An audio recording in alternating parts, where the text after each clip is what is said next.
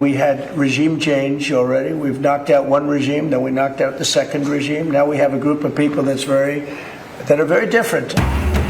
শর্ত ছাড়াই 2-3 সপ্তাহের মধ্যে যুদ্ধবন্ধে প্রস্তুত যুক্তরাষ্ট্র, জানালেন ট্রাম্প। সংঘাতের সমাপ্তি চায় তেহরানও, মন্তব্য আরাকচির। হামলা পাল্টা হামলা অব্যাহত।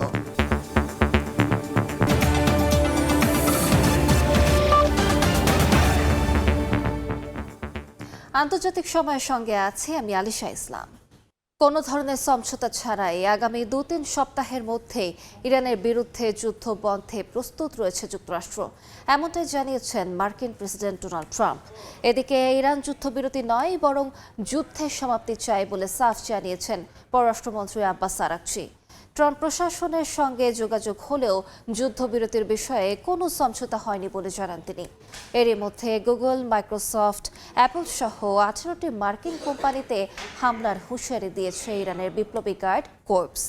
এদিকে ইরানের শিয়া মসজিদে মার্কিন ইসরায়েলি হামলায় 3 জন নিহত হয়েছেন।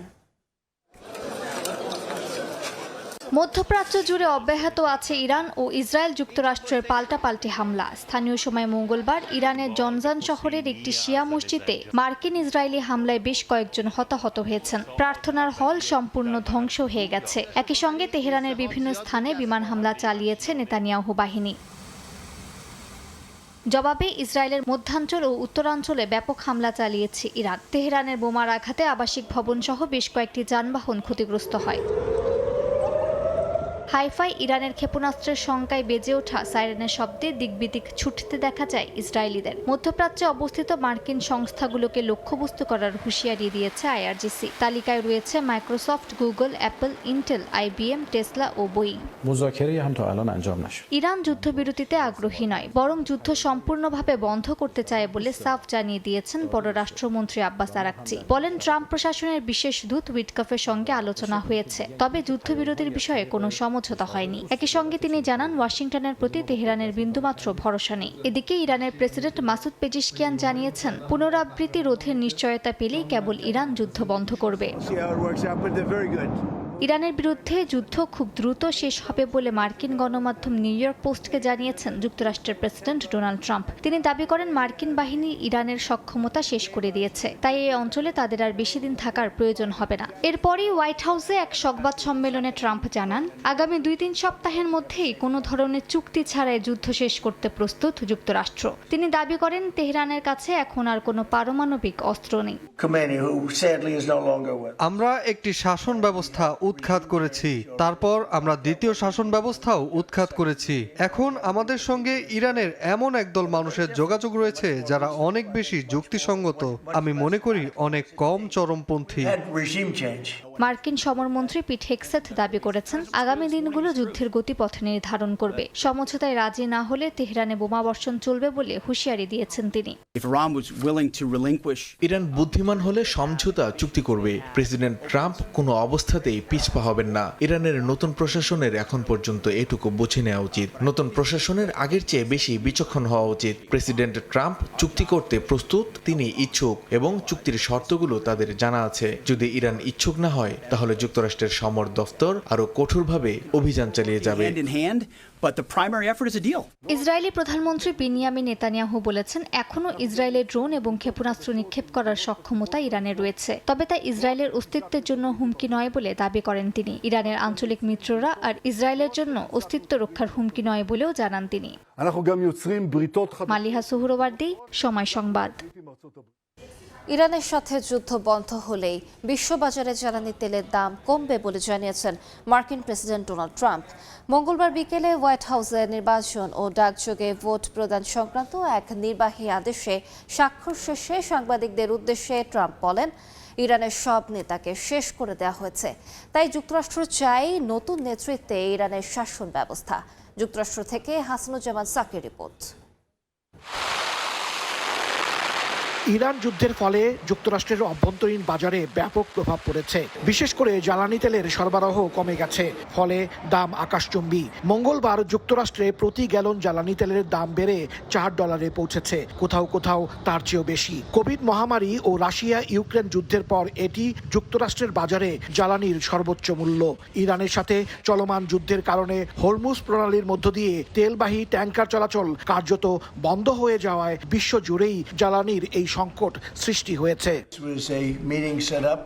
মঙ্গলবার হোয়াইট হাউসের ওভাল অফিসে সাংবাদিকদের মুখোমুখি হন মার্কিন প্রেসিডেন্ট ডোনাল্ড ট্রাম্প। যদিও উপলক্ষ্যটা ছিল যুক্তরাষ্ট্রের নির্বাচনে ডাকযোগে ব্যালট পাঠানো সংক্রান্ত একটি নির্বাহী আদেশে স্বাক্ষর করা, কিন্তু স্বাভাবিকভাবেই উঠে আসে ইরান যুদ্ধ ও অভ্যন্তরীণ বাজারে জ্বালানি তেলের মূল্য বৃদ্ধি প্রসঙ্গ।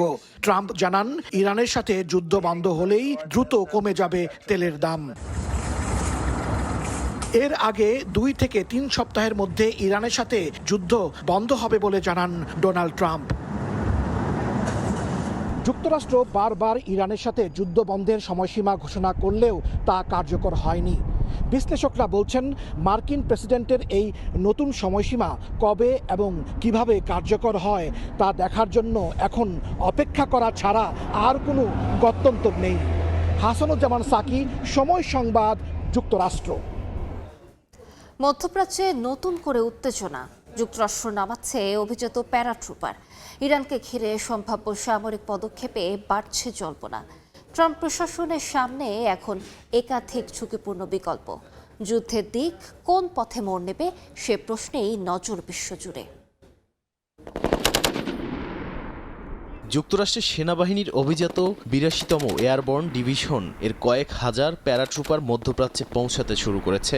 নর্থ ক্যারোলাইনার ফোর্ট ব্র্যাগ থেকে যাত্রা করা এই সেনারা এর মধ্যেই মোতায়েন থাকা নৌ, মেরিন, স্পেশাল অপারেশন বাহিনীর সঙ্গে যুক্ত হচ্ছে। সর্বশেষ তথ্য অনুযায়ী প্রায় 2500 মেরিন ওই অঞ্চলে পৌঁছেছে, যা সামরিক উপস্থিতি আরও জোরদার করার ইঙ্গিত দেয়। মার্কিন প্রেসিডেন্ট ডোনাল্ড ট্রাম্পের সামনে এখন একাধিক সামরিক অপশন খোলা রয়েছে। এর মধ্যে ইরানের গুরুত্বপূর্ণ রপ্তানি কেন্দ্র খার্ক দ্বীপ দখলের সম্ভাবনাও আলোচনায় এসেছে, কারণ দেশটির প্রায় 90% তেল এই দ্বীপ থেকেই রপ্তানি হয়। তবে এমন পদক্ষেপ নিলে ইরানের ক্ষেপণাস্ত্র ও ড্রোন হামলার ঝুঁকি অত্যন্ত বেশি বলে সতর্ক করেছেন বিশ্লেষকরা।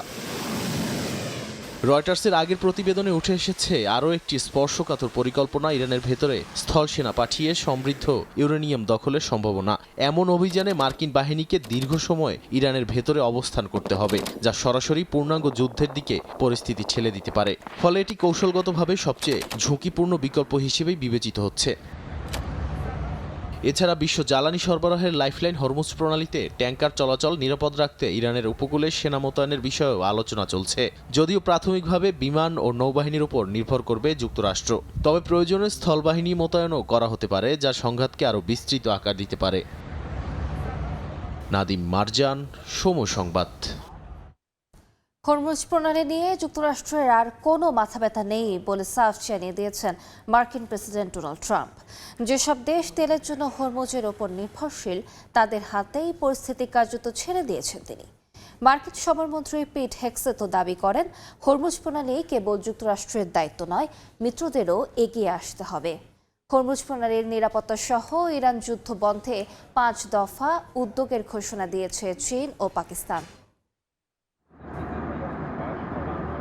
বন্ধ হরমুজ প্রণালী খোলার জন্য বেশ কিছুদিন ধরেই পশ্চিমা দেশগুলোর কাছে অনুরোধ করেন মার্কিন প্রেসিডেন্ট ডোনাল্ড ট্রাম্প। কোনো দেশই তার ডাকে সাড়া দেয়নি। তবে এখন হরমুজ প্রণালী নিয়ে যুক্তরাষ্ট্রের আর কোনো মাথা ব্যথা নেই। নিউ ইয়র্ক পোস্টে দেয়া এক সাক্ষাৎকারে এমন ইঙ্গিতই দিয়েছেন ক্ষুব্ধ মার্কিন প্রেসিডেন্ট। বলেন, যারা হরমুজ প্রণালী ব্যবহার করছে তারাই বরং গিয়ে খুলুক। তেলের নিয়ন্ত্রণ যাদের হাতে, হরমুজ প্রণালী খুলে গেলে তারা খুশি হবে বলে মন্তব্য করেন তিনি। এর আগে সামাজিক মাধ্যমে দেয়া পোস্টে প্রেসিডেন্ট ট্রাম্প মিত্র দেশগুলোকে সতর্ক করে বলেন, হরমুজ প্রণালী খোলার দায়িত্ব শুধুমাত্র যুক্তরাষ্ট্রের নয়। তিনি যুক্তরাজ্য ও অন্যান্য দেশকে নিজেদের তেলের জন্য লড়াই করার আহ্বান জানান। এর আগে একই সুরে কথা বলেছেন মার্কিন পররাষ্ট্রমন্ত্রী মার্কো রুবিও। তিনি জানান, আন্তর্জাতিক বিধি অনুযায়ী বাণিজ্যিক জলপথ দীর্ঘ সময় বন্ধ রাখা যায় না। ফলে আজ না হলেও কাল হরমুজ প্রণালী খুলে দিতে হবে ইরানকে। তাই তারা বিষয়টি নিয়ে চিন্তিত নন। অভিযান শেষ হলেই হরমুজ প্রণালী খোলা হবে, কারণ ইরান আন্তর্জাতিক আইন মেনে বাণিজ্যিক জলপথে বাধা দেবে না, অথবা বিশ্বের বিভিন্ন দেশ এবং যুক্তরাষ্ট্র নিশ্চিত করবে যে এটি খোলা থাকবে। যেভাবেই হোক এটি খোলা থাকবে। মার্কিন সমরমন্ত্রী পিট হেগসেথ জানিয়েছেন, হরমুজ যুক্তরাষ্ট্রের একার দায়িত্ব নয়, এর সুরক্ষায় মিত্রদেরও এগিয়ে আসতে হবে। এদিকে ইরান যুক্তরাষ্ট্র সংঘাত বন্ধে 5 দফার একটি যৌথ শান্তি প্রস্তাব প্রকাশ করেছে পাকিস্তান ও চীন। মঙ্গলবার পাকিস্তানের পররাষ্ট্রমন্ত্রী ইসহাকদার বেইজিং সফরে গিয়ে চীনা পররাষ্ট্রমন্ত্রী ওয়াং ইর সঙ্গে বৈঠকের পর এই প্রস্তাব ঘোষণা করেন। একই সঙ্গে হরমুজ প্রণালী সহ অবরুদ্ধ নৌপথগুলো নিরাপত্তা নিশ্চিত করার দাবি জানানো হয়েছে। দুই দেশই একমত হয়েছে যে সংলাপ ও কূটনীতি সংঘাত নিরসনের একমাত্র কার্যকর পথ। মালিহা সুহরওয়ার্দী, সময় সংবাদ। ফিলিস্তিন স্টাইলে লেবানন দখলের পরিকল্পনার কথা জানিয়েছেন ইসরায়েলের প্রতিরক্ষা মন্ত্রী ইসরায়েল কাটস। এক বিবৃতিতে তিনি জানান, বাস্তুচ্যুত লেবাননের বাসিন্দাদের তাদের নিজ গ্রামে ফিরতে বাধা দেওয়া হবে এবং গাজার মতো জাতিগত নিধন ও ধ্বংসযজ্ঞের একটি মডেল প্রয়োগ করা হবে। লেবাননের দক্ষিণাঞ্চলে ইসরায়েলি বিমান হামলায় এক অন্তঃসত্ত্বা নারী ও তার স্বামী সহ অন্তত 8 জন নিহত হয়েছেন। জবাবে ইসরায়েলের উত্তরাঞ্চলীয় সামরিক ঘাঁটিগুলোতে নতুন করে হামলার দাবি করেছে হিজবুল্লাহ। ইরান যুদ্ধের আড়ালে লেবাননকে আরেক গাজায় পরিণত করার ধূর্ত পরিকল্পনা করছে ইসরায়েল। স্থানীয় সময় মঙ্গলবারও লেবাননের রাজধানী বৈরুত সহ বিভিন্ন অঞ্চলে ভয়াবহ বিমান হামলা চালায় ইসরায়েল। লেবাননের দক্ষিণাঞ্চলে ইসরায়েলি বিমান হামলায় এক অন্তঃসত্ত্বা নারী ও তার স্বামী সহ বেশ কয়েকজন নিহত হয়েছেন। লেবাননের নাবাতির জেপচিত ও কাফরা শহরে এই হামলা চালানো হয়। জবাবে ইসরায়েলের উত্তরাঞ্চলীয় সামরিক ঘাঁটিগুলোতে নতুন করে হামলা চালানোর দাবি করেছে লেবাননের সশস্ত্র গোষ্ঠী হিজবুল্লাহ। গোষ্ঠীটি জানিয়েছে, ইসরায়েলের সাফেদ শহরের অদূরে অবস্থিত বেরিয়া ঘাঁটিতে রকেট হামলা চালানো হয়েছে। হিজবুল্লাহ এবং ইসরায়েলি সেনাদের মধ্যে তীব্র সংঘাতের শঙ্কায় দেশটির দক্ষিণাঞ্চল থেকে সরে গেছে লেবাননের সেনা সদস্যরা। ফিলিস্তিনের মতো করে লেবানন দখলের পরিকল্পনার কথা জানিয়েছেন ইসরায়েলের প্রতিরক্ষা মন্ত্রী ইসরায়েল কাটস। বলেন, যুদ্ধ শেষ হলেও লেবাননের দক্ষিণে লিতানি নদী পর্যন্ত নিয়ন্ত্রণ রাখবে ইসরায়েল। আরও হুঁশিয়ারি দেন, ইসরায়েলের উত্তরাঞ্চলের নিরাপত্তা নিশ্চিত না হওয়া পর্যন্ত 6 লাখের বেশি বাস্তুচ্যুত মানুষকে বাড়ি ফেরার অনুমতি দেওয়া হবে না। লেবাননের সীমান্ত সংলগ্ন গ্রামের সব বাড়িঘর গাজার রাফা এবং বেথ হেনুন মডেলের মতো সম্পূর্ণ গুড়িয়ে দেওয়ার পরিকল্পনার কথাও জানান কাটস। সিরিয়া এবং গাজায় যে পদক্ষেপ নেওয়া হয়েছে, লেবাননেও তাই নেওয়া হবে। আইডিএফ শত্রু এলাকার ভেতর থেকে বাসিন্দা ও কমিউনিটিগুলোকে রক্ষা করবে। আমরা উত্তরাঞ্চলের জনগণকে সুরক্ষা দেওয়ার প্রতিশ্রুতি দিয়েছি এবং আমরা ঠিক তাই করব। এদিকে লেবাননের দক্ষিণাঞ্চলে ইন্দোনেশিয়ার 2টি শান্তিরক্ষী বাহিনীর গাড়ি হামলার ঘটনার দায়বদ্ধতা নিশ্চিত করার আহ্বান জানিয়েছে জাতিসংঘ মহাসচিব অ্যান্তোনিও গুতেরেস। ইসরায়েলের জাতিসংঘ দূত ড্যানি ড্যানন হিজবুল্লাহকে দায়ী করেছেন এই হামলার জন্য। মালিহা সুহরওয়ার্দী, সময় সংবাদ। যুক্তরাষ্ট্রের বিরুদ্ধে ইরানের স্কুলে হামলায় অপরীক্ষিত অস্ত্র ব্যবহারের অভিযোগ উঠেছে। মার্কিন সংবাদ মাধ্যম নিউ ইয়র্ক টাইমসের প্রতিবেদনে বলা হয়েছে, 28 ফেব্রুয়ারির হামলায় নতুন ধরনের প্রিসিশন স্ট্রাইক মিসাইল ব্যবহার করা হয়। এটি যুক্তরাষ্ট্রের একটি আধুনিক স্বল্প পাল্লার ব্যালিস্টিক ক্ষেপণাস্ত্র, যা নির্ভুলভাবে নির্দিষ্ট লক্ষ্যবস্তুতে আঘাত হানতে সক্ষম। এই ধরনের অস্ত্র ব্যবহারের বিষয়টি সামনে আসার পর যুদ্ধের নৈতিকতা ও আন্তর্জাতিক আইন নিয়ে প্রশ্ন উঠছে। গেল 28 ফেব্রুয়ারি ইরানের দক্ষিণাঞ্চলীয় লামেদ শহরে একটি স্কুল ও স্পোর্টস হল লক্ষ্য করে হামলা চালায় যুক্তরাষ্ট্র। একই দিন মিনাব শহরের একটি মেয়েদের প্রাথমিক বিদ্যালয়ে প্রাণঘাতী ক্ষেপণাস্ত্র হামলায় 1.5 শতাধিক শিক্ষার্থী নিহত হয়, যাদের বেশিরভাগই শিশু। এ ঘটনার পর শুরু হয় তদন্ত। মার্কিন কর্মকর্তা ও প্রাথমিক তদন্তের ফলাফলের সঙ্গে সংশ্লিষ্ট ব্যক্তিদের বক্তব্য অনুযায়ী ইরানে মেয়েদের ওই প্রাথমিক বিদ্যালয়ে টমাহক ক্ষেপণাস্ত্র হামলার জন্য যুক্তরাষ্ট্রই দায়ী বলে উল্লেখ করা হয়।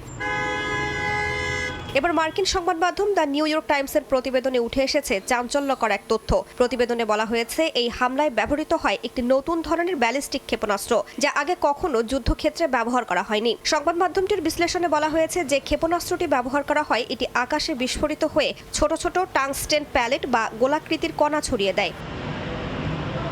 প্রতিবেদনে আরও বলা হয়েছে, লক্ষ্যবস্তু স্কুল ও স্পোর্টস হলের পাশেই ছিল ইরানের IRGC বাহিনীর স্থাপনা। তবে স্যাটেলাইট চিত্রে দেখা গেছে অন্তত 15 বছর ধরে এই বেসামরিক স্থাপনাগুলো আলাদা করে ঘেরা ছিল। এমনকি অনলাইন ম্যাপিং সার্ভিসেও এগুলো স্পষ্টভাবে বেসামরিক স্থাপনা হিসেবে চিহ্নিত ছিল। এতে হামলার লক্ষ্য নির্ধারণ নিয়ে প্রশ্ন উঠছে। অপরীক্ষিত অস্ত্র ব্যবহারের বিষয়টি সামনে আসার পর যুদ্ধের নৈতিকতা ও আন্তর্জাতিক আইনের প্রশ্নটি আবারও সামনে এসেছে। এর আগে মার্কিন প্রেসিডেন্ট ডোনাল্ড ট্রাম্প মিনাব স্কুলে হামলার দায় স্বীকার করেননি, বরং হামলাটি মার্কিন সামরিক বাহিনীর নিশানাগত ভুল ছিল বলে দাবি করা হয়। রাইসা জান্নাত, সময় সংবাদ। এবার ইরান যুদ্ধে নিয়োজিত মার্কিন যুদ্ধ বিমানকে সামরিক ঘাঁটি ব্যবহার করতে দেয়নি ইতালি। দেশটির গণমাধ্যম জানায়, সিসিলিতে অবস্থিত গুরুত্বপূর্ণ মার্কিন সামরিক ঘাঁটি সিজনেলা ব্যবহারের অনুমতি পায়নি যুক্তরাষ্ট্রের যুদ্ধ বিমান। নিয়ম ভেঙে আগাম অনুমতি না চাওয়ায় ওয়াশিংটনকে এই কড়া বার্তা দিয়েছে প্রধানমন্ত্রী জর্জিয়া মেলোনির সরকার। ইউরোপের মাটি ব্যবহার করে মধ্যপ্রাচ্যে মার্কিন সামরিক তৎপরতা নিয়ে রোমের এই না এখন আন্তর্জাতিক রাজনীতিতে আলোচনার জন্ম দিয়েছে। মধ্যপ্রাচ্যে ইরান যুদ্ধের বিষয়ে যুক্তরাষ্ট্রের সঙ্গে ইউরোপের বিভিন্ন দেশের দূরত্ব বেড়েই চলেছে। এবার সেই তালিকায় ইতালিও। ভূমধ্যসাগরের তীরে দেশটির সিসিলিতে অবস্থিত সিজেনেলা নৌ বিমান ঘাঁটিটি মার্কিন সামরিক কৌশলের অন্যতম কেন্দ্র। সাম্প্রতিক গোয়েন্দা রিপোর্ট অনুযায়ী বেশ কিছু মার্কিন বোমারু বিমান মধ্যপ্রাচ্যের সংঘাতপূর্ণ এলাকায় অভিযানে যাওয়ার পথে এই ঘাঁটিতে অবতরণ করতে চেয়েছিল, কিন্তু শেষ মুহূর্তে ইতালি সরকার সেই আবেদন সরাসরি প্রত্যাখ্যান করে। ইতালির প্রভাবশালী দৈনিক কোরিয়ারে ডেলা সেরা জানিয়েছে, ওয়াশিংটন যথাযথ প্রক্রিয়া অনুসরণ করে কোনো আগাম অনুমোদন না চাওয়ায় ইতালীয় সামরিক নেতৃত্ব এই কঠোর অবস্থান নিয়েছে। দুই দেশের মধ্যে থাকা প্রতিরক্ষা চুক্তি অনুযায়ী ইতালির মাটিতে কোনো বিদেশি সামরিক অভিযান বা ঘাঁটির বিশেষ ব্যবহারের ক্ষেত্রে রোমের অনুমতি নেওয়া বাধ্যতামূলক, কিন্তু এবারের ঘটনায় সেই নিয়ম লঙ্ঘন হয়েছে বলে অভিযোগ উঠেছে। ইতালি সরকারের পক্ষ থেকে জানানো হয়, নিজেদের সার্বভৌমত্ব এবং আন্তর্জাতিক আইনের প্রতি শ্রদ্ধাশীল থেকেই তারা এই সিদ্ধান্ত নিয়েছে। মূলত অনুমতি ছাড়া নিজেদের আকাশসীমা বা ঘাঁটি ব্যবহার করতে দিয়ে কোনো দেশের সঙ্গে গায়ে পড়ে বিবাদে জড়াতে চায় না ইতালি। ইরান ইসরায়েল যুদ্ধ শুরুর পর থেকেই ইতালির অভ্যন্তরে ব্যাপক রাজনৈতিক চাপ তৈরি হয়েছে। দেশটির মধ্য বামপন্থী বিরোধী দলগুলো আগে থেকেই দাবি জানিয়ে আসছিল, কোনোভাবেই যেন ইতালির মাটি ব্যবহার করে যুক্তরাষ্ট্র মধ্যপ্রাচ্যের যুদ্ধে জড়িয়ে না পড়ে। বিরোধীদের মতে, মার্কিন বাহিনীকে ঘাঁটি ব্যবহারের সুযোগ দিলে ইতালিও পরোক্ষভাবে এই ভয়াবহ সংঘাতের অংশ হয়ে পড়বে এবং সম্ভাব্য টার্গেটে পরিণত হবে। জনমতের এই চাপ জর্জিয়া মেলোনির ডানপন্থী সরকারকে আরও সতর্ক করে তুলেছে বলে মনে করেন অনেক বিশ্লেষক। প্রধানমন্ত্রী মেলোনি স্পষ্ট করে দিয়েছেন, ভবিষ্যতে যুক্তরাষ্ট্রের পক্ষ থেকে পুনরায় এমন কোনো অনুরোধ আসলে তা অবশ্যই ইতালির পার্লামেন্টে পুঙ্খানুপুঙ্খ আলোচনার মাধ্যমে অনুমোদিত হতে হবে। কোনো ধরনের হঠকারী সিদ্ধান্ত নিয়ে ইতালি বিশ্বযুদ্ধে জড়াতে চায় না বলেও জানান তিনি। অন্যদিকে মার্কিন পেন্টাগন বা ইতালির প্রতিরক্ষা মন্ত্রণালয় সরাসরি মন্তব্য না করলেও এই ঘটনা ন্যাটোর দুই গুরুত্বপূর্ণ মিত্রের মধ্যে এক ধরনের শীতল সম্পর্কের ইঙ্গিত দিচ্ছে বলেই মনে করেন অনেকে। রাইসা জান্নাত, সময় সংবাদ। আন্তর্জাতিক সময় আরও থাকছে। ইরান যুদ্ধের আড়ালে গাজায় ইসরায়েলি বাহিনীর বর্বরতা, খান ইউনিস সহ বিভিন্ন জায়গায় একের পর এক বিমান হামলা, একদিনে নিহত 6, মৃত্যুদণ্ডের আইন পাশে আতঙ্কে ফিলিস্তিনিরা।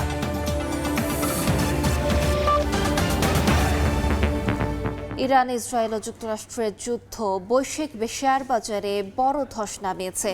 জ্বালানি তেলের দাম বৃদ্ধি এবং মুদ্রাস্ফীতির আশঙ্কায় ওয়াল স্ট্রিট থেকে দুবাই পর্যন্ত সবখানেই বিনিয়োগকারীরা আতঙ্কিত। ফলে পুঁজিবাজার থেকে মূলধন সরিয়ে নিরাপদ বিনিয়োগ হিসেবে স্বর্ণ ও বন্ডের দিকে ঝুঁকছেন সারা বিশ্বের বিনিয়োগকারীরা। ইরানের বিপক্ষে ইসরায়েল ও যুক্তরাষ্ট্র যুদ্ধের দাবানল এখন আছড়ে পড়েছে বিশ্বের প্রতিটি প্রান্তের স্টক এক্সচেঞ্জে। তেলের দামের ঊর্ধ্বগতি আর সাপ্লাই চেইন বিপর্যয়ে থুকছে বিশ্ব অর্থনীতি। New York, London, Tokyo, Shanghai থেকে শুরু করে দুবাই পর্যন্ত বিনিয়োগকারীদের কপালে এখন চিন্তার ভাঁজ। চলতি বছরের ফেব্রুয়ারি থেকে শুরু হওয়ায় সংঘাতের সরাসরি প্রভাব পড়েছে যুক্তরাষ্ট্রের ওয়াল স্ট্রিটে। যুদ্ধ শুরুর পর থেকে নাসডাক এবং ডাও জোন্স সূচকের পতন বিনিয়োগকারীদের কয়েক বিলিয়ন ডলার লোকসানের মুখে ফেলেছে। তবে সবচেয়ে ভয়াবহ ধাক্কা লেগেছে মধ্যপ্রাচ্যের দেশগুলোতে। যুদ্ধের একদম কেন্দ্রবিন্দুতে থাকায় দুবাই এবং আবুধাবি শেয়ার বাজার থেকে মাত্র কয়েক সপ্তাহে উধাও হয়ে গেছে প্রায় $120 বিলিয়ন মূলধন। বিশ্লেষকরা বলছেন এই পতনের মূল কারণ জ্বালানি তেল। ৪ মার্চ হরমুজ প্রণালী দিয়ে জাহাজ চলাচল বিঘ্নিত হওয়ার পর ব্রেন্ট ক্রুড অয়েলের দাম ব্যারেল প্রতি $120 ছাড়িয়ে গেছে। এর ফলে পরিবহন এবং উৎপাদন খরচ বেড়ে যাওয়ায় প্রতিষ্ঠানগুলোর লভ্যাংশ কমেছে, যার সরাসরি প্রভাব পড়েছে শেয়ারের দামে। মুদ্রাস্ফীতির আশঙ্কায় মার্কিন ফেডারেল রিজার্ভ এবং ইউরোপীয় কেন্দ্রীয় ব্যাংক তাদের সুদের হার কমানোর সিদ্ধান্ত স্থগিত করেছে। বিনিয়োগকারীরা এখন ঝুঁকি এড়াতে শেয়ার বাজার থেকে টাকা তুলে স্বর্ণ বা সরকারি বন্ডের মতো নিরাপদ খাতে সরিয়ে নিচ্ছেন। বিশেষজ্ঞদের মতে, যদি এই যুদ্ধ দীর্ঘস্থায়ী হয় তবে বিশ্ব অর্থনীতি এক ভয়াবহ মন্দার কবলে পড়তে পারে। তবে যুদ্ধ বন্ধ হলে বাজার আবারও দ্রুত ঘুরে দাঁড়ানোর সম্ভাবনা রয়েছে বলে মনে করছেন বিশ্লেষকরা। শেখ সাদি মার্জান, সময় সংবাদ। মধ্যপ্রাচ্যের উত্তেজনায় বন্ধ কুয়েতের আকাশপথ। বিভিন্ন দেশে আটকা পড়েছেন বহু প্রবাসী বাংলাদেশি। কুয়েতের সঙ্গে ভারত, পাকিস্তান, শ্রীলঙ্কা সহ অন্য দেশগুলোতে আংশিক ফ্লাইট চালু হলেও ঢাকা রুটে ছিল অনিশ্চয়তা। অবশেষে স্বস্তির খবর দিয়েছে জাজিরা এয়ারওয়েজ। আগামী 12 এপ্রিল থেকে দাম্মাম হয়ে ঢাকা কুয়েত ফ্লাইট চালু করছে এয়ারলাইন্সটি। কুয়েত থেকে মঈন সুমনের রিপোর্ট। মধ্যপ্রাচ্যের চলমান উত্তেজনায় নিরাপত্তা সংকটে বন্ধ কুয়েতের বিমানবন্দর। ইরানের ক্ষেপণাস্ত্র হামলায় আংশিক ক্ষতিগ্রস্ত হয় বিমানবন্দরটি। এতে বিপাকে পড়েন প্রবাসী বাংলাদেশিরা। সৌদি হয়ে অন্য দেশে সীমিত ফ্লাইট চললেও বাংলাদেশিদের অপেক্ষা দীর্ঘ হয়। অবশেষে বাংলাদেশ দূতাবাসের প্রচেষ্টায় 12 এপ্রিল থেকে জাজিরা এয়ারওয়েজ দাম্মাম হয়ে ঢাকা কুয়েত ফ্লাইট চালু করছে। সপ্তাহে 3 দিন রোববার, মঙ্গলবার ও বৃহস্পতিবার এ সেবা চলবে। অনলাইন বা এজেন্টের মাধ্যমে টিকিট পাওয়া যাবে। বৈধ একামাদারীদের জন্য সৌদি ট্রানজিট ভিসা বাধ্যতামূলক। খরচ টিকিটের সঙ্গে যুক্ত থাকবে। যাত্রীদের মুশরেফ ট্রেড ফেয়ার গ্রাউন্ডে 8 নম্বর হল থেকে চেক ইন করে বাসে দাম্মাম গিয়ে সেখান থেকে ঢাকায় উঠতে হবে। এতে স্বস্তি প্রবাসীদের। এখানে যারা প্রবাসীরা আছে, বিশেষ করে যেসব কোম্পানিতে আছে তারা অনেক কম বেতনের লোক, তাদের এত টাকা ব্যয় করে আসার তাদের জন্য খুবই একটা সমস্যা। কাজে আমরা আশা করব এমবাসি এবং বাংলাদেশ গভর্নমেন্ট চেষ্টা করে দ্রুত বেগে ভাড়াটা জানি কম করে নেয়, যাতে করে আমরা সাশ্রয়ে দ্রুত আসতে পারি এবং যাইতে পারি। ভিজিট ভিসাধারীদের ট্রানজিট নিয়ম আগে যাচাইয়ের পরামর্শ দেওয়া হচ্ছে। রাষ্ট্রদূত মেজর জেনারেল সৈয়দ তারেক হোসেন বলেন, এতে পরিবারে ফেরার সুযোগ বাড়বে। দূতাবাসও সহায়তা দিচ্ছে এবং আরও ফ্লাইট নিয়ে আলোচনা চলছে। আগামী 11 অথবা 12 এপ্রিল থেকে কুয়েতের জাজিরা এয়ারলাইন্স দাম্মাম থেকে ঢাকা এবং ঢাকা থেকে দাম্মাম নিয়মিত ফ্লাইট পরিচালনা করবে। সৌদি আরবের যে ট্রানজিট ভিসার প্রয়োজন হয়, সেই ট্রানজিট ভিসার ব্যবস্থাও এই জাজিরা এয়ারলাইন্স করবে এবং সড়ক পথে যাওয়ার জন্য যে বাসের ব্যবস্থা সেটাও তারা করবে। এর ফলে প্রবাসীদের অনেক ঝামেলা কমে যাবে। বিশ্লেষকদের মতে, রুট চালু হলে যাত্রী ও কার্গো পরিবহন বাড়বে, বাজার সরবরাহ স্বাভাবিক থাকবে। মঈন সুমন, সময় সংবাদ, কুয়েত। জ্বালানি বাজারে অস্থিরতার প্রভাব পড়েছে বিমান চলাচলের ওপর।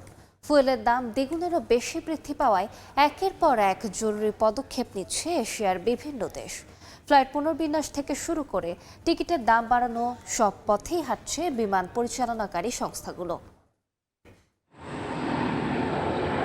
ইরান যুদ্ধের প্রভাব বিশ্ব জ্বালানি বাজারে। অর্থনীতির এ অনিশ্চয়তায় চাপ বাড়ছে আকাশপথেও। জ্বালানি সংকটে জরুরি পদক্ষেপ নিচ্ছে এশিয়ার বিভিন্ন দেশের বিমান পরিচালনাকারী সংস্থা। এরই মধ্যে জরুরি অবস্থায় যাচ্ছে দক্ষিণ কোরিয়ার জাতীয় বিমান সংস্থা কোরিয়ান এয়ার। জেট ফুয়েলের খরচ হঠাৎ বেড়ে যাওয়ায় প্রতিষ্ঠানটি অভ্যন্তরীণ খরচ কমানোর পরিকল্পনা নিয়েছে। এই পদক্ষেপের মধ্যে থাকতে পারে বিনিয়োগ স্থগিত, ফ্লাইট কমানো কিংবা ব্যয় সংকোচন। একই চাপে দেশটির এশিয়ান ও এয়ারবুসান এয়ারলাইন্স। বিশ্বের দ্বিতীয় বৃহত্তম অর্থনীতি হলেও তেলের সবচেয়ে বড় আমদানিকারক দেশ চীন। বৈশ্বিক জ্বালানি ধাক্কা সরাসরি প্রভাব ফেলছে দেশটির বিমান খাতে। এই পরিস্থিতিতে চীনের এভিয়েশন সেক্টর উচ্চ ব্যয়ের চাপ ও জ্বালানি অনিশ্চয়তায় পড়েছে। এরই মধ্যে ফ্লাইটে ফুয়েল সারচার্জ বাড়িয়েছে চায়না সাউদার্ন এয়ারলাইন্স ও চায়না ইস্টার্ন এয়ারলাইন্স। এই অতিরিক্ত চার্জ সরাসরি চাপানো হচ্ছে যাত্রীদের উপর। প্রস্তুতিমূলক অবস্থায় রয়েছে জাপান। ভারতে এয়ার ইন্ডিয়া মধ্যপ্রাচ্যের ফ্লাইট পুনর্বিন্যাস করছে। ফ্লাইট কমারও আশঙ্কা করা হচ্ছে। ভাড়া বাড়িয়েছে সিঙ্গাপুর এয়ারলাইন্স, যেখানে জ্বালানি খরচ তাদের মোট ব্যয়ের 30%। জ্বালানি সংকটে ফ্লাইট বন্ধ হতে পারে বলে সতর্ক করেছে ফিলিপিন্সও। বরকতুল্লাহ, সময় সংবাদ। মধ্যপ্রাচ্য যুদ্ধের প্রভাবে এবার বড় ধাক্কা ভোগ্যপণ্য খাতে। বিশ্বখ্যাত ব্র্যান্ড ডাভের নির্মাতা ইউনিলিভার কর্মী নিয়োগে বৈশ্বিক স্থগিতাদেশ জারি করেছে। কমপক্ষে 3 মাস নতুন নিয়োগ বন্ধ রেখে খরচ নিয়ন্ত্রণের চেষ্টা করছে বহুজাতিক জায়ান্টটি। যুক্তরাষ্ট্র, ইসরায়েল ও ইরান সংঘাতের জেরে রাসায়নিক, প্লাস্টিক সহ বিভিন্ন শিল্পে মারাত্মক প্রভাব পড়েছে। এমন পরিস্থিতিতে বহু প্রতিষ্ঠান আর্থিক স্থিতিশীলতা আনতে নানা কৌশল নিচ্ছে। এবার লন্ডন ভিত্তিক বহুজাতিক কোম্পানি ইউনিলিভার বিশ্বজুড়ে সব পর্যায়ে নিয়োগ স্থগিত করেছে। কোম্পানিটি বহু জনপ্রিয় ব্র্যান্ড উৎপাদন করে, যার মধ্যে ডাব সাবান অন্যতম। স্থানীয় বাজারে পণ্য উৎপাদন করলেও কাঁচামাল সংগ্রহে জ্বালানি সরবরাহ ব্যবস্থার উপর নির্ভর করতে হয় প্রতিষ্ঠানটিকে। কাজেই জ্বালানির ব্যয় বাড়লে তাদের উৎপাদন খরচও সরাসরি বৃদ্ধি পায়। বার্তা সংস্থা রয়টার্সের দেখা একটি মেমো অনুযায়ী ইউনিলিভার বিশ্বজুড়ে সব পর্যায়ে নিয়োগ স্থগিত করেছে। এই সিদ্ধান্ত তাৎক্ষণিকভাবে কার্যকর করা হয় এবং অন্তত 3 মাস চলবে। মধ্যপ্রাচ্যে চলমান ইরান যুদ্ধ থেকে তৈরি হওয়া অর্থনৈতিক চাপের কথা উল্লেখ করা হয়েছে মেমোতে। এটি তাৎক্ষণিক পদক্ষেপ হলেও ভবিষ্যতে পরিস্থিতি অনুযায়ী পরিবর্তন আসতে পারে বলে জানিয়েছে ইউনিলিভার। রাইসা জান্নাত, সময় সংবাদ। আন্তর্জাতিক সময় আরও থাকছে। বিধানসভা নির্বাচনকে ঘিরে ভারতের পশ্চিমবঙ্গে বাড়ছে রাজনৈতিক উত্তেজনা। ভোটার তালিকা সংশোধন নিয়ে তৃণমূল বিজেপি কথার লড়াই, পাল্টাপাল্টি দোষারোপ। গাজায় ইসরায়েলি বর্বরতায় আবারও প্রাণ গেল নিরীহ ফিলিস্তিনিদের। উপত্যকাটির জাবালিয়া, খান ইউনিস ও আল মাওয়াসিতে ইসরায়েলের বিমান হামলায় অন্তত 6 জন নিহত হয়েছেন। এরই মধ্যে ইসরায়েলের মৃত্যুদণ্ডের আইন পাশ নিয়ে ফিলিস্তিনিদের মধ্যে দেখা দিয়েছে আতঙ্ক। অন্যদিকে এই আইন গাজা ও পশ্চিম তীরে সন্ত্রাসবাদ নির্মূল করবে বলে দাবি করেছে ইসরায়েলের নিরাপত্তা মন্ত্রী ইতামার বেন গাভির। গাজায় সংকটের চিত্রে নেই কোনো পরিবর্তনের আভাস। 2023 সালে শুরু হওয়া এই আগ্রাসনের দীর্ঘ সময় পেরিয়ে গেলেও ফিলিস্তিনিরা এখনও ইসরায়েলি হামলার শিকার হয়েই যাচ্ছেন। স্থানীয় সময় মঙ্গলবার জাবালিয়া, খান ইউনিস ও আল মাওয়াসি এলাকায় পৃথক হামলায় বেশ কয়েকজন নিহত এবং বহু মানুষ আহত হয়েছেন। এর মধ্যে ফিলিস্তিনিদের মৃত্যুদণ্ড বৈধ করতে ইসরায়েলের বিতর্কিত আইন পাশ নিয়ে গাজাবাসীর মধ্যে দেখা দিয়েছে শঙ্কা। এই সিদ্ধান্ত ফিলিস্তিনিদের জীবনকে আরও অনিশ্চয়তার দিকে ঠেলে দিচ্ছে বলে উদ্বেগ জানান তারা। অনেকে মন্তব্য করেন, ইরানের সংঘাতের সুযোগ নিয়ে এ ধরনের বিতর্কিত সিদ্ধান্ত নিয়েছে ইসরায়েল। এ নিয়ে বিভিন্ন জায়গায় বিক্ষোভ করেছেন ফিলিস্তিনিরা। ইসরায়েলের এই রায়কে পক্ষপাতমূলক বলে সমালোচনা করেছেন ফিলিস্তিনের স্বাধীনতাকামী সংগঠন হামাসের মুখপাত্র হাজেম কাশেম। এ রায়ের বিরুদ্ধে আন্তর্জাতিক সম্প্রদায়, জাতিসংঘ এবং রেড ক্রস সহ সংশ্লিষ্ট সব সংস্থার একটি স্পষ্ট ও কার্যকর অবস্থান প্রয়োজন। বন্দীদের বিষয়ে এই আইন বাস্তবায়ন ঠেকাতে তাদেরকে এগিয়ে আসতে হবে। বিশ্ব যখন ইরানের চলমান সংঘাত নিয়ে ব্যস্ত, সেই সুযোগে দখলদার শক্তি এই আইন প্রয়োগ করে এই অপরাধ ঘটানোর সম্ভাবনা রয়েছে। ইসরায়েলি নিরাপত্তা মন্ত্রী ইতামার বেন গভির এই সিদ্ধান্তে সন্তুষ্টি জানিয়ে বলেন, এই আইনের মধ্য দিয়ে সন্ত্রাসবাদ দমন করা হবে। আমরা ইতিহাস সৃষ্টি করেছি। এখন থেকে পশ্চিম তীরের প্রতিটি মা জানবেন, তার ছেলে যদি হত্যা করতে বের হয় তার জন্য একটাই শাস্তি, ফাঁসি। আর আমি সেই সব ইউরোপীয় ইউনিয়নের নেতাদের বলতে চাই, আমরা ভয় পাই না, আমরা নতি স্বীকার করি না। যে সন্ত্রাসী হত্যার উদ্দেশ্যে বের হবে তার শেষ গন্তব্য হবে ফাঁসির মঞ্চ। অন্যদিকে গাজায় ইসরায়েলি হামলায় 390 জনেরও বেশি সহকর্মী নিহতের ঘটনায় একটি স্বাধীন ও উচ্চ পর্যায়ের তদন্তের দাবি জানিয়েছেন জাতিসংঘ শরণার্থী সংস্থার বিদায়ী প্রধান ফিলিপ লাজারিনি। ক্ষোভ জানিয়ে বলেন, ইসরায়েলকে গণহত্যার লাইসেন্স দেওয়া হয়েছে। তার মতে শুধু জাতিসংঘ শরণার্থী সংস্থা নয়, অন্যান্য জাতিসংঘ কর্মীদের মৃত্যু একই তদন্তের আওতায় আনা প্রয়োজন। পাশাপাশি গাজায় সংস্থাটির স্থাপনা ব্যাপকভাবে ধ্বংস হওয়ার বিষয়টিও খতিয়ে দেখার আহ্বান জানান তিনি। মালিহা সুহরওয়ার্দী, সময় সংবাদ। রাশিয়ার তাতারস্তানের একটি পেট্রোকেমিক্যাল কারখানায় ভয়াবহ অগ্নিকাণ্ডের ঘটনা ঘটেছে। এতে অন্তত 2 জন নিহত হয়েছেন, আহত হয়েছেন অন্তত 20 জন। বেশ কয়েকজন নিখোঁজ রয়েছেন। রাশিয়ার সিনথেটিক রাবার ও প্লাস্টিক উৎপাদনকারীর কারখানার একটি ইউনিটে মঙ্গলবার গ্যাস বিস্ফোরণ ঘটেছে। তাতারস্তানের স্থানীয় মেয়র রাদমির বেলিয়াভ জানিয়েছেন, আশপাশের আবাসিক ভবনের জানলা ভেঙে গিয়েছে। কোম্পানি শিবুর জানিয়েছে, কারখানার প্রধান উৎপাদন ইউনিটগুলি স্বাভাবিকভাবে চলছে এবং আগুন নিয়ন্ত্রণে এসেছে। অগ্নিকাণ্ডের কারণে স্থানীয় বিমানবন্দরে সাময়িক বিধিনিষেধ আরোপ করা হয়েছিল। কর্তৃপক্ষ বাতাসের মান পরীক্ষা করছে এবং স্থানীয় বাসিন্দাদের জন্য কোনো পরিবেশগত হুমকি শনাক্ত করা হয়নি। ভারতের পশ্চিমবঙ্গে বিধানসভা ভোট যত এগিয়ে আসছে ততই তীব্র হচ্ছে রাজনৈতিক উত্তাপ। একদিকে তৃণমূল, অন্যদিকে বিজেপি। বাকযুদ্ধ এখন রীতিমতো সংঘর্ষের পর্যায়ে। ভোটের আগেই নতুন বিতর্কের কেন্দ্রবিন্দু নির্বাচন কমিশনের ভোটার তালিকা সংশোধন প্রক্রিয়া। বিস্তারিত জানাচ্ছেন সুব্রত আচার্য, ছবি তুলেছেন বিশ্বজিৎ দাস। পশ্চিমবঙ্গের শাসক দল তৃণমূল কংগ্রেস টানা চতুর্থবার ক্ষমতায় ফেরার লক্ষ্য নিয়ে মাঠে নেমেছে। দলনেত্রী মমতা বন্দ্যোপাধ্যায় এবং অভিষেক বন্দ্যোপাধ্যায় এরই মধ্যে 291 জন প্রার্থীর পক্ষে জোরদার প্রচার শুরু করেছেন। নির্বাচনী জনসভা, রোড শো সবখানেই তাদের সক্রিয় উপস্থিতি চোখে পড়ছে। অন্যদিকে ভারতীয় জনতা পার্টি 2021 সালের পর থেকেই পশ্চিমবঙ্গে ক্ষমতায় যাওয়ার লক্ষ্য নিয়ে ধারাবাহিক লড়াই চালিয়ে যাচ্ছে। গত নির্বাচনে ম্যাজিক সংখ্যা না পেলেও ভোটের হার ও আসন বাড়িয়েছিল দলটি। এবার আরও বেশি আত্মবিশ্বাস নিয়ে শীর্ষ নেতারা প্রচারে নেমেছেন। দাবি করছেন এবার পরিবর্তন নিশ্চিত। 294 আসনের বিধানসভায় 145-এর ম্যাজিক সংখ্যা ছুঁতে দুদলের লড়াই এখন তুঙ্গে। এই লড়াইয়ের প্রধান অস্ত্র হিসেবে উঠে এসছে পাল্টাপাল্টি অভিযোগ ও হুমকি। বিজেপি নেতারা নির্বাচন কমিশনের কাছে লিখিত অভিযোগ দিয়ে মমতার প্রচারের নিষেধাজ্ঞা দাবি করেছেন। অন্যদিকে ভোটার তালিকায় অবাঙালি ভোটারদের অন্তর্ভুক্তির অভিযোগ তুলে কমিশনের দ্বারস্থ হয়েছে তৃণমূলও। নির্বাচন ঘিরে উত্তেজনা তাই এখন প্রশাসনিক পর্যায়েও ছড়িয়ে পড়েছে। এরা ধর্মের নামে প্রচার করে আর ধর্মকে বিপদে ফেলে দেয়। এরা কোনো ধর্ম মানে না, এরা হচ্ছে বক ধার্মিক, ধর্মকে বিক্রি করে। আমরা ধর্মকে ঘরে রাখি, এরা ধর্ম বেচে খায় আর আমরা মানবিকতার জন্ম দিই। এটা ওদের সাথে আমাদের তফাৎ।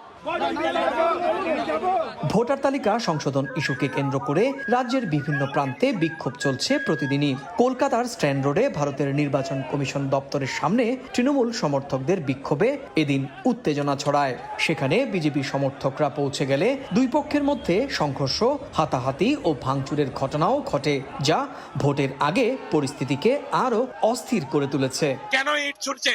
ওদের কি দাবি? আমাদের তো দাবি আছে ফর্ম 6 নিয়ে।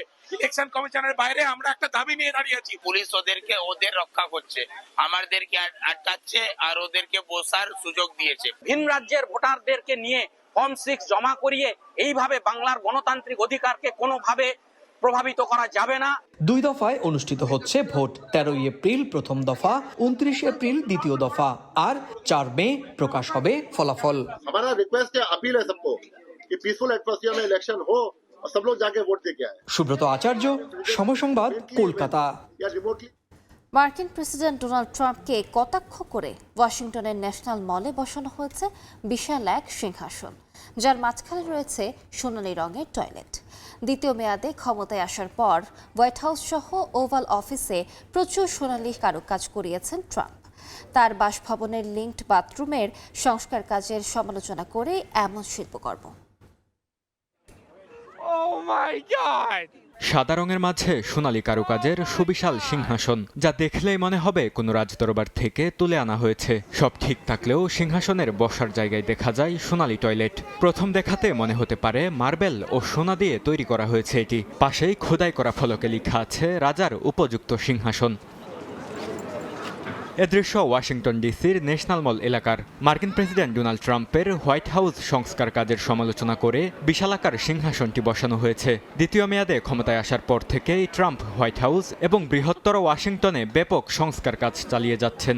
লিঙ্কন বেডরুম সংলগ্ন বাথরুমটি সংস্কার করার পাশাপাশি তিনি ওভাল অফিসেও প্রচুর সোনালী কারুকাজ করিয়েছেন। আমার মনে হয় এটা আসলেই যথার্থ হয়েছে। আমাদের রাজনীতির অবস্থাটাও ঠিক এমনই। আমাদের কমান্ডার ইন চিফের কাছ থেকে যা শুনেছি আর দেখেছি তা বিশ্বাসই করতে পারছি না। তাই এটা তার কর্মকাণ্ডের সঙ্গে বেশ মানানসই। আমি আশা করি এটা এখানেই রাখা হবে। আমি বিশ্বাস করি শিল্প সত্য প্রকাশের একটি শক্তিশালী মাধ্যম, আর এই শিল্পকর্মটি আমাদের এ সময়ের গুরুত্বপূর্ণ সত্যগুলো তুলে ধরে, বিশেষ করে বর্তমান প্রশাসনের তহবিলের অপব্যবহার এবং ভুল অগ্রাধিকারকে। থেকে। সিংহাসনের পাশেই ফলকে লেখা আছে অভূতপূর্ণ বিভাজন, ক্রমবর্ধমান সংঘাত আর অর্থনৈতিক অস্থিরতার এই সময়ে প্রেসিডেন্ট মনোযোগ দিয়েছেন হোয়াইট হাউসের লিঙ্কন বাথরুম সংস্কারে। তার এই শ্রেষ্ঠ কীর্তি মনে করিয়ে দেয় তিনি শুধু একজন ব্যবসায়ী নন, বরং নিজের মতো করে ব্যবসার কাজ সামলাচ্ছেন, যিনি সমস্যা দেখছেন আর সেটিকে সোনায় মুড়িয়ে দিচ্ছেন। ট্রাম্পকে কটাক্ষ করে বানানো এই সিংহাসনের সঙ্গে টয়লেট পেপারের রুলে লেখা আছে দ্য সিক্রেট হ্যান্ডশেক। মার্কিন গণমাধ্যমের খবর অনুযায়ী এই একই নামের দল এর আগে ট্রাম্প ও কুখ্যাত যৌন নিপীড়ক জেফ্রি অ্যাপস্টেনের হাত ধরে থাকার একটি মূর্তি তৈরির কথা স্বীকার করেছিল। বরকতুল্লাহ, সময় সংবাদ। চীনের আকাশে উড়ল দেশটির প্রথম 7 টনের বিশাল কার্গো ড্রোন চ্যাংইং 8। এটি সফল পরীক্ষামূলক উড্ডয়নের দাবি করেছেন সংশ্লিষ্টরা। বিশ্লেষকরা বলছেন ভবিষ্যতে সামরিক রসদ সরবরাহ, দুর্যোগ ব্যবস্থাপনা ও বাণিজ্যিক কার্গো পরিবহনে নতুন মাত্রা যোগ করবে চ্যাংইং 8। এবার বিশ্ববাসীকে তাক লাগাতে চীন সামনে এনেছে তাদের প্রথম 7 টনের কার্গো ড্রোন। সংশ্লিষ্টদের দাবি, হেনান প্রদেশে ঝিংচু শহরে সফলভাবে প্রথম উড্ডয়ন সম্পন্ন করেছে চ্যাংইং 8। প্রায় 280 মিটার রানওয়ে ব্যবহার করেই আকাশে উঠে যায় এই বিশাল মানবহীন কার্গো ড্রোন। পরীক্ষামূলক ফ্লাইটে ইতিবাচক ফলাফল পাওয়া গেছে বলে জানিয়েছে কর্তৃপক্ষ। প্রথম ফ্লাইটটি ছিল পুরোপুরি নিরাপত্তা ও কর্মক্ষমতা যাচাই কেন্দ্রিক। ট্যাক্সিং থেকে ল্যান্ডিং পর্যন্ত সব ধাপই সফলভাবে 30 মিনিটের ফ্লাইটে সম্পন্ন হয়েছে। চায়না নর্থ ইন্ডাস্ট্রিজ গ্রুপের তৈরি এই ড্রোনটির দৈর্ঘ্য 17 মিটার, ডানার বিস্তার 25 মিটার। রয়েছে 18 ঘনমিটার ধারণ ক্ষমতার বড় কার্গো হোল্ড, যেখানে সাধারণ এভিয়েশন কন্টেনার থেকে শুরু করে হিমায়িত বাক্সও বহন করা যায়। মাত্র 15 মিনিটে লোড আনলোড সম্পন্ন করার সক্ষমতা এটিকে দ্রুত লজিস্টিক্স অপারেশনের জন্য অত্যন্ত কার্যকর করে তুলেছে বলে জানান সংশ্লিষ্টরা। এই ড্রোন একবারে 3.5 টন পণ্য নিয়ে 3000 কিলোমিটারেরও বেশি পথ পাড়ি দিতে সক্ষম। এমনকি মাত্র 200 মিটার ছোট রানওয়ে থেকেও টেক অফ ল্যান্ডিং করতে পারে এটি। বিশ্লেষকরা বলছেন এটি ভবিষ্যতে সামরিক রসদ সরবরাহ, দুর্যোগ ব্যবস্থাপনা ও বাণিজ্যিক কার্গো পরিবহনে নতুন মাত্রা যোগ করবে। সাদিয়া তাসনিম, সময় সংবাদ। ভারতের বিহারে একটি মন্দিরে পদদলিত হয়ে 8 নারীর মৃত্যু হয়েছে, আহত হয়েছেন আরও অনেকে। এই ঘটনায় শোক জানিয়ে নিহতদের স্বজনদের দ্রুত সহায়তার আশ্বাস দিয়েছে প্রশাসন। ভারতের বিহার শরীফ থেকে 5 কিলোমিটার দূরে নালন্দা জেলার মাখরা গ্রামে অবস্থিত শীতলা মায়ের মন্দির। ধর্মীয় রীতি পালনের উদ্দেশ্যে মঙ্গলবার সেখানে সমাগত হন হাজারো ভক্ত। হঠাৎ আতঙ্কিত হয়ে ছুটতে গিয়ে মাটিতে পড়ে যান অনেকে। তখনই পদদলিত হয়ে মৃত্যু হয় কয়েকজনের, আহত হন আরও অনেকে। প্রত্যক্ষদর্শীরা জানান ব্যারিকেড থাকা সত্ত্বেও ভিড় বেশি থাকায় পরিস্থিতি নিয়ন্ত্রণের বাইরে চলে যায়। আমরা মন্দিরের দিকে যাচ্ছিলাম। প্রতি মঙ্গলবার মন্দিরে খুব ভিড় হয়, কারণ ভক্তরা এখানে প্রার্থনা করতে এবং দেবী শীতলার দর্শনের জন্য আসে। কিন্তু হঠাৎ করেই ছোটাছুটি শুরু হয়। কয়েকজন বলছিলেন অনেক মানুষ মারা গেছে। এটি হিন্দু ভক্তদের একটি শুভ মঙ্গলবার, তাই এখানে প্রচন্ড ভিড় ছিল, আমার প্রত্যাশার চেয়েও বেশি। লোকজন বলছে 15 থেকে 20 জন ভক্ত এই ভিড়ে চাপা পড়েছেন। আহতদের উদ্ধার করে স্থানীয় হাসপাতালে নেওয়া হয়েছে। ঘটনায় শোক প্রকাশ করে ক্ষতিগ্রস্ত পরিবারগুলোকে দ্রুত সহায়তার আশ্বাস দিয়েছে প্রশাসন। বরকতুল্লাহ, সময় সংবাদ। হাইতিতে সন্ত্রাসী হামলায় প্রাণহানি বেড়ে দাঁড়িয়েছে অন্তত 70 জনে, আহত হয়েছেন প্রায় 30 জন। স্থানীয় সময় রোববার ভোর থেকে হাইতির আর্টিবোনাইট অঞ্চলের জদেনি এলাকার আশপাশে দুষ্কৃতিকারীরা হামলা চালায়। তারা এলাকায় ঢুকে বাড়িঘরে আগুন ধরিয়ে দেয় এবং কয়েক ঘন্টা ধরে তাণ্ডব চালায়। এই সহিংসতায় অন্তত 6000 মানুষ বাস্তুচ্যুত হয়েছে বলে ধারণা করা হচ্ছে। জাতিসংঘ বলছে হামলার আগেই 2000-এর বেশি মানুষ এলাকা ছেড়ে পালিয়েছিল। হাইতির জাতীয় পুলিশ ঘটনাস্থলে সাঁজোয়া যান মোতায়েন করলেও রাস্তায় খোঁড়া গর্তের কারণে অভিযান ব্যাহত হয়। যুক্তরাষ্ট্রের ক্যালিফোর্নিয়ায় নিয়ন্ত্রণ হারিয়ে একটি ট্রাক বাড়ির ভেতরে ঢুকে পড়ে। এই ঘটনায় একজন আহত হওয়ার খবর পাওয়া গেছে, তবে বড় কোনো ক্ষয়ক্ষতির হয়নি। স্থানীয় সময় সোমবার ক্যালিফোর্নিয়ার ক্রকেট শহরের ভার্জিনিয়া স্ট্রিটে নিয়ন্ত্রণ হারিয়ে একটি ট্রাক প্রথমে একটি ফায়ার হাইড্রেন্টে ধাক্কা দেয়। এরপর ট্রাকটি 2টি গাড়িকে আঘাত করে একটি বাড়ির সামনে ঢুকে পড়ে। পরে সেটি বেড়া ভেঙে একটি টেরেসের কিনারায় গিয়ে ঝুলে পড়ে। অল্পের জন্য বড় দুর্ঘটনা এড়ানো যায়, তবে কী কারণে ট্রাকটি নিয়ন্ত্রণ হারায় তা এখনও নিশ্চিতভাবে জানা যায়নি।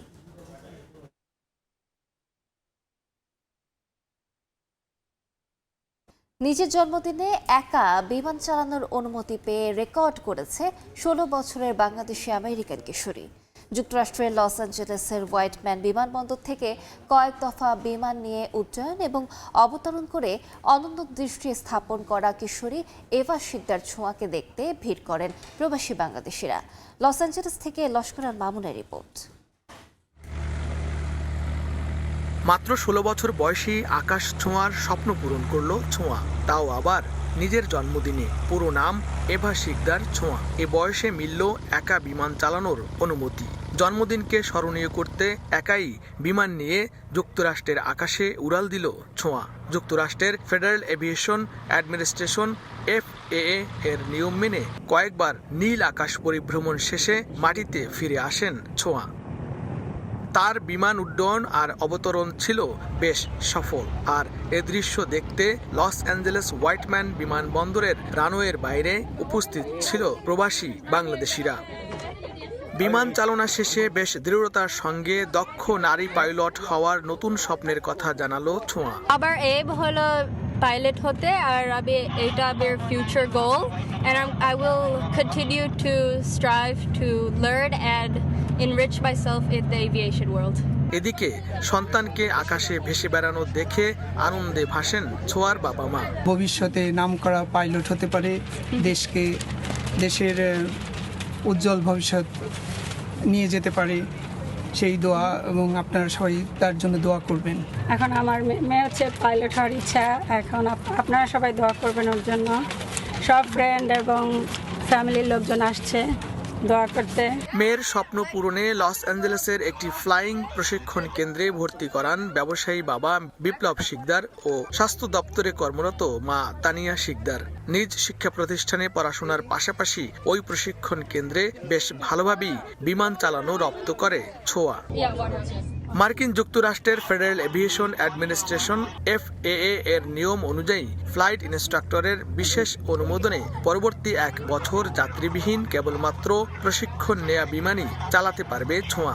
17 বছর পূর্ণ হলে প্রাইভেট পাইলট সার্টিফিকেট পাবে সে। মার্কিন যুক্তরাষ্ট্রে প্রবাসী বাংলাদেশিদের তরুণ প্রজন্মের মধ্যে অনেকেই এখন বিমান চালনা প্রশিক্ষণ বা পাইলট হতে আগ্রহী।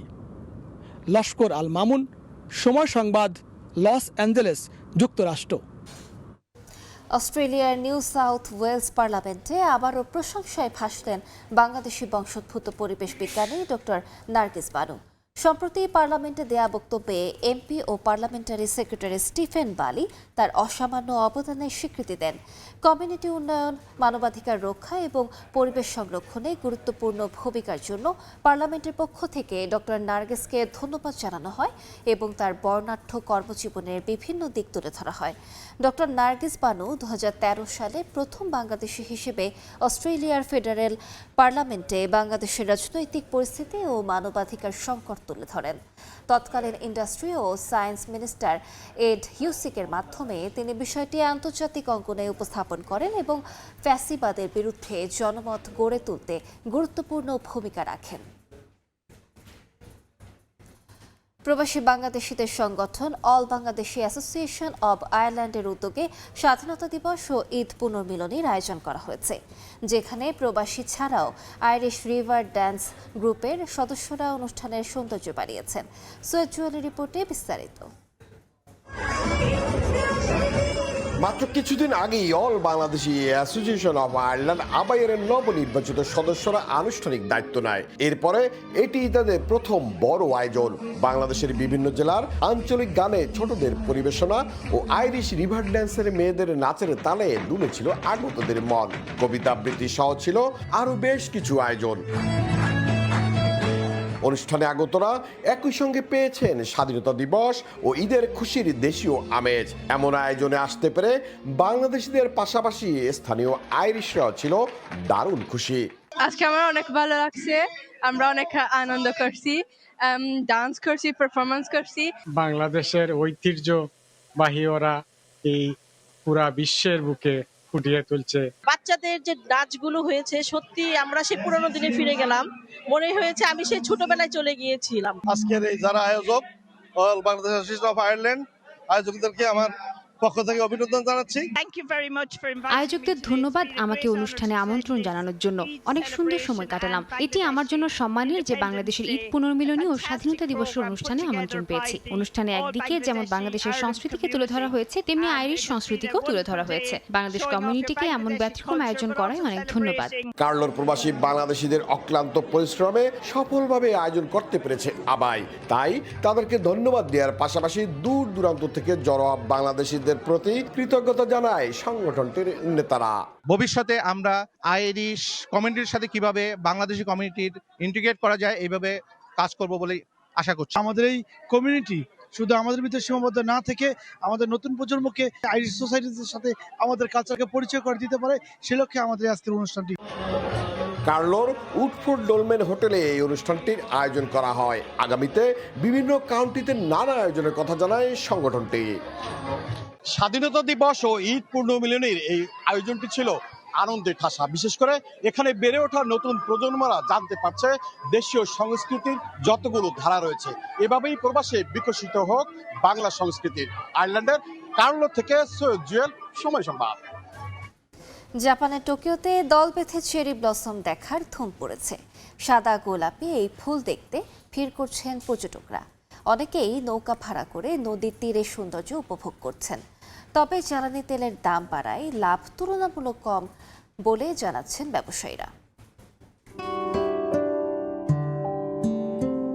জাপানের টোকিও শহরে শুরু হয়েছে চেরি ফুল দেখার ঐতিহ্যবাহী হনামি মৌসুম। বসন্ত এলেই শহরের বিভিন্ন স্থানে সাদা গোলাপি ফুলে ঢেকে যায় গাছ, আর সেই সৌন্দর্য দেখতে ভিড় জমায় পর্যটক ও স্থানীয়রা। বিশেষ করে মেগুরো নদীর তীরে এই দৃশ্য হয়ে ওঠে আরও আকর্ষণীয়। এই সৌন্দর্য উপভোগে অনেকে বেছে নিচ্ছেন নদী ভ্রমণ। ছোট নৌযানে করে যাত্রীরা প্রায় 1 ঘন্টায় মেগুরো নদীর 2 তীরের চেরি ফুল উপভোগ করছেন। নদী ভ্রমণে অংশ নেওয়া এসব পর্যটকদের মধ্যে উচ্ছ্বাস চোখে পড়ার মতো। কেউ মোবাইলে ছবি তুলছেন, কেউ আবার শান্তভাবে প্রকৃতি উপভোগ করছেন। আবহাওয়া আর চেরি ফুল উপভোগ করার জন্য এটি সত্যিই একটি দারুণ উপায়। এই ব্যস্ত মৌসুমেই বাড়তি চাপ তৈরি করেছে জ্বালানি তেলের দাম বৃদ্ধি। নদী ভ্রমণ পরিচালনাকারী প্রতিষ্ঠানের প্রধান জানান, এই সময়ে তাদের জ্বালানি ব্যবহার সবচেয়ে বেশি থাকে, ফলে খরচ বেড়েছে। এটাই আমাদের বছরের সবচেয়ে ব্যস্ত সময়। চেরি ফুলের মৌসুম শুরুর ঠিক আগে অপরিশোধিত তেলের দাম বেড়ে গেছে, যা আমাদের জন্য বড় ধাক্কা। এই সময়ে আমাদের জ্বালানি ব্যবহার সবচেয়ে বেশি থাকে, তাই খরচের চাপও বেড়েছে। তবে পর্যটকদের কথা মাথায় রেখে এখনও টিকিটের দাম বাড়ায়নি কর্তৃপক্ষ। সাদিয়া তাসনিম, সময় সংবাদ। আন্তর্জাতিক সময়ের শীর্ষ সংবাদগুলো জানিয়ে দিচ্ছি আরেকবার। শর্ত ছাড়াই 2-3 সপ্তাহের মধ্যে ইরান যুদ্ধ বন্ধে প্রস্তুত যুক্তরাষ্ট্র, জানালেন ট্রাম্প। সমাপ্তি চায় তেহরানও। মন্তব্য আরাকচির, হামলা পাল্টা হামলা অব্যাহত। এবং বিধানসভা নির্বাচনকে ঘিরে ভারতের পশ্চিমবঙ্গে বাড়ছে রাজনৈতিক উত্তেজনা। ভোটার তালিকা সংশোধন নিয়ে তৃণমূল বিজেপি কথার লড়াই, পাল্টাপাল্টি দোষারোপ।